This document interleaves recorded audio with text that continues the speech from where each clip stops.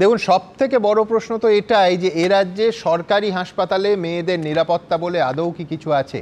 রাজ্যের সবথেকে বড় সরকারি সুপার স্পেশালিটি হাসপাতালে শিশু চিকিৎসক পরিচয় দিয়ে এক ব্যক্তি, যে কিনা আরেকটা বড় সরকারি হাসপাতালের নিরাপত্তা কর্মী, কোনো বাধা ছাড়া ঢুকে পড়ছে।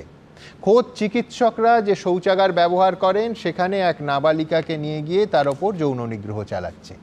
আর শুধু এসএসকেএমই নয়, হাওড়ার হাসপাতালে মহিলা ডাক্তারকে ধর্ষণের হুমকির মুখে পড়তে হচ্ছে।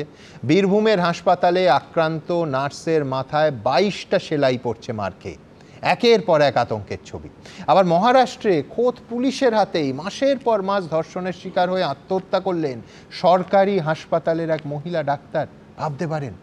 আর এখানেই প্রশ্ন যে আরজিকর কাণ্ডের পর এই যে ঝুড়ি ঝুড়ি দেশের বিভিন্ন প্রান্তে পশ্চিমবঙ্গ সহ সরকারি প্রতিশ্রুতি, সবটাই কি আইওয়াস ছিল?